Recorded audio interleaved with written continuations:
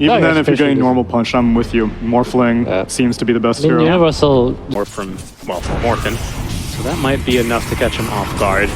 We'll see. I mean, for now, it's just constant, aggression in this top lane. Maybe aggression execration have miscalculated as they fail to, really have enough damage, even with the shield crash damage mitigation. Top lane 23 though wished he had a much more powerful shield because.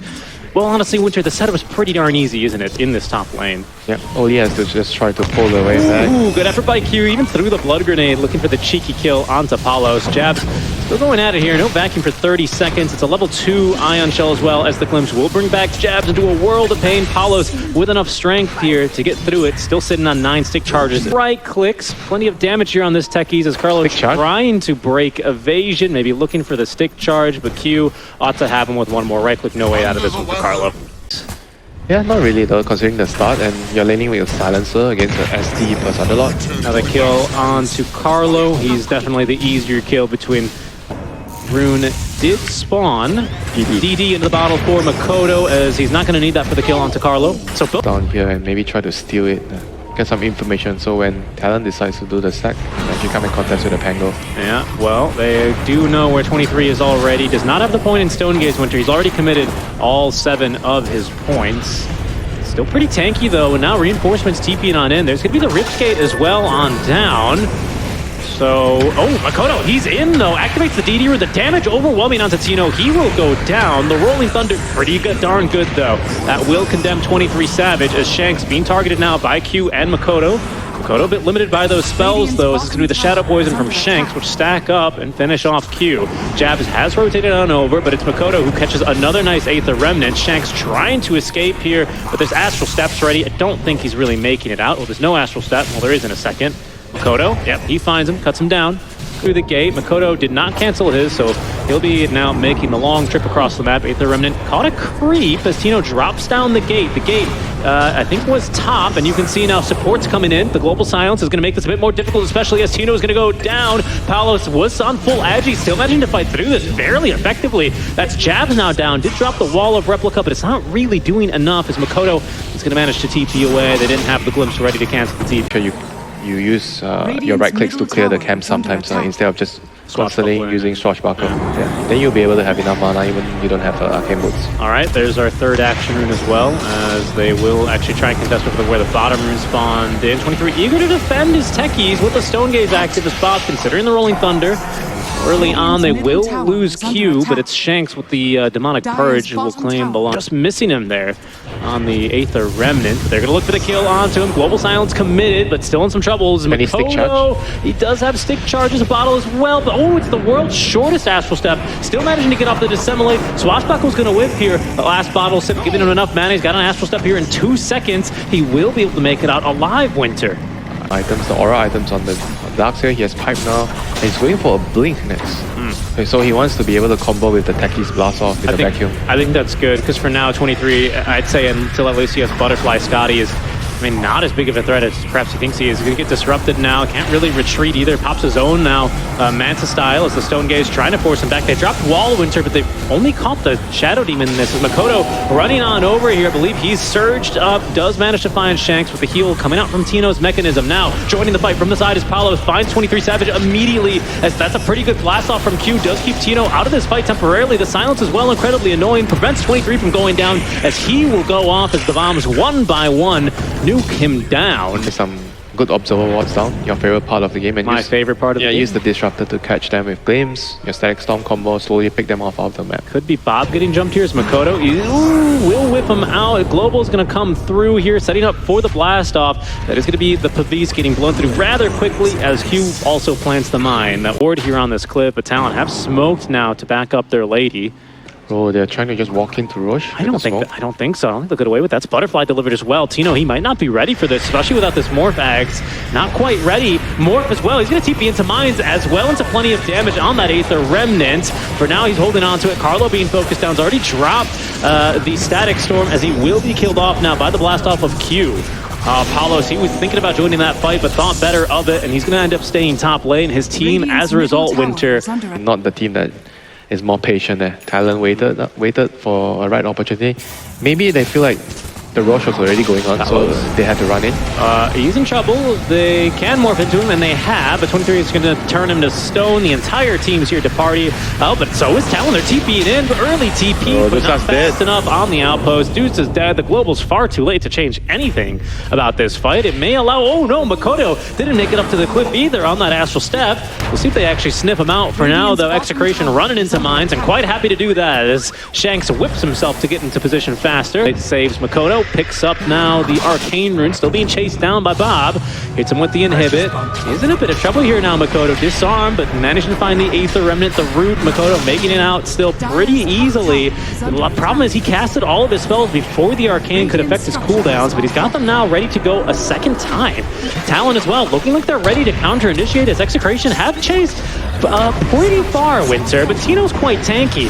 How tanky can he really be here? Saved by the disruption. He still has all of his spells when he comes back, but they've only set him up now for the blast off mines, explosions, and death. They have the Pango roll.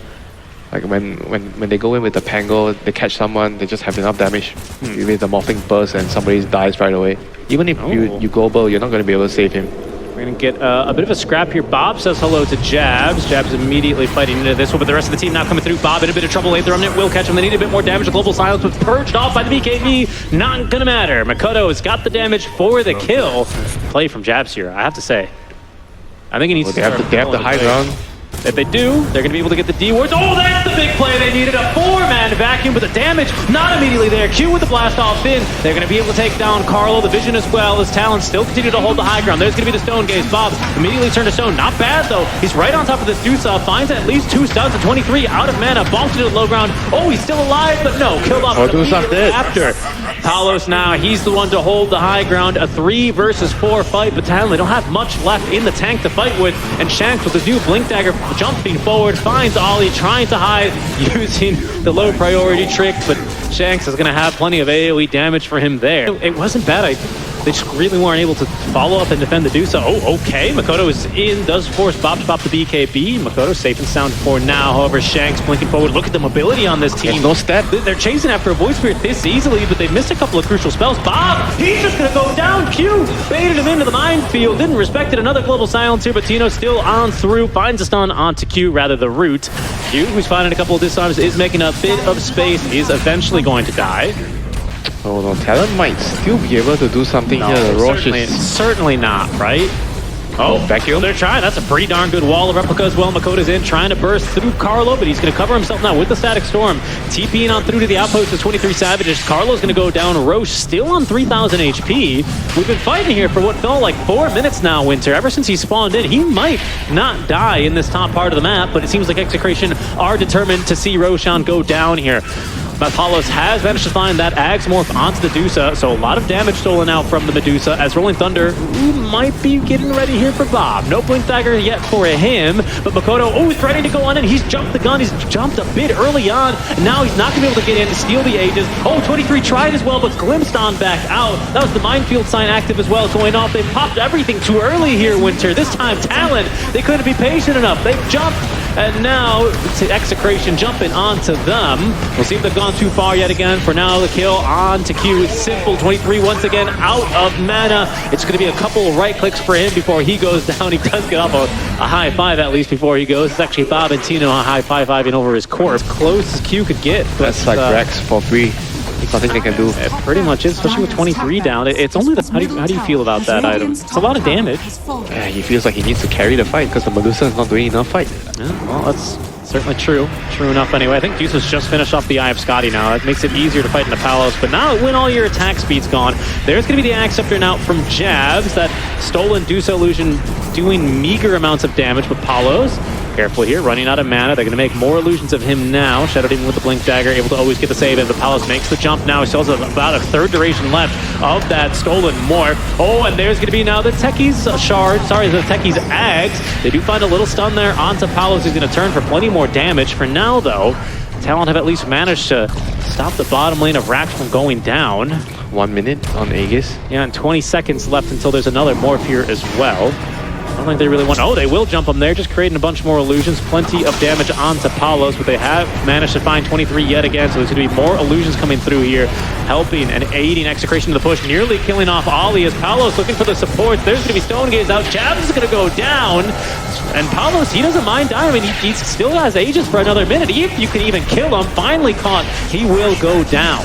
What more do they have, though, as Makoto is going to be caught now by the Static Storm. Global Silence will cover him, but it's not going to protect him from against Palos. The match style actually sees him outside of the kinetic field, but Palos is just going to be way too tanky to take down. They think they can maybe jump Shanks, but a 23 disarmed now, in trouble, being ran down by Palos. Makoto not sure if he can really change anything about this, as they will at least get through Q. What can be done, though? That's going to be a nice 8th armament onto Palos. The disarm is constantly at the 23, out of mana here. He will die next to his fountain. I mean, that's GG. And that's gotta be it, honestly. And Execration just putting up a show in a very, very back and forth game, you know, like both teams clearly showing a lot of nerves in it. Sneak around the back of the fight here. That's a risky play. Reduce it dead for 30 seconds. It may be the only play as Jabs finds a vacuum onto 2, but they've kind of split the damage there, and it's not going to be enough to scare them off. Ollie, killed off by Q, has buyback here. No global for another 45 seconds, however. Rolling Thunder being channeled up. I think Makoto may be the target here, but he's got the Semele. He's a bit of a hard catch, especially as he is going to juke them out. They do see him. Pardon me, Winter, thanks to the Thunder Strikes that do linger, they don't have enough for the damage. Q sets up the minefield. It's a pretty darn good minefield, and the wall doesn't make this the easiest of pushes. Palos doesn't really need to move here, though, to claim Megas, and with Deuce down for 3 seconds, yeah, they are barely going to be stopped from taking down the melee barracks. They do manage to stop Bob from TPing through the ripped gate, but he's just so tanky here. He's got BKB still ready to go, will not take the gates. Morphling, but plenty of illusions here. They already set off the minefield sign. They seem to be desperate to get this final item for 23. It's going to be the Ag Scepter. Oh, and he's just going to be a bit of gold short here. We'll see if Bob wants to make the jump in. Minefield sign has now expired.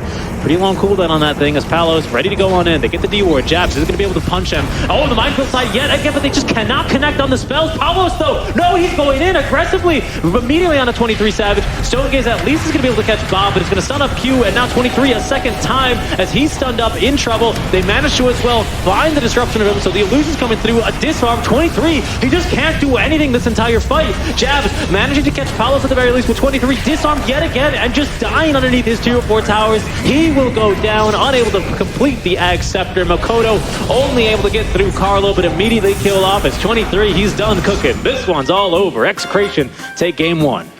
Yeah, this Morphling eventually just overpowering the Medusa, you know, but the Medusa gets annoyed by the disarm from the Pango, the illusions that you can make with the SD. It's just way too much problems, you know, for the Medusa to deal with in the team fights. And I feel like this Darkseid is just not doing enough, you know, compared to the Underlord. Underlord is just like such a huge presence, and Darkseid, if you don't land the combo, you're not as effective in the team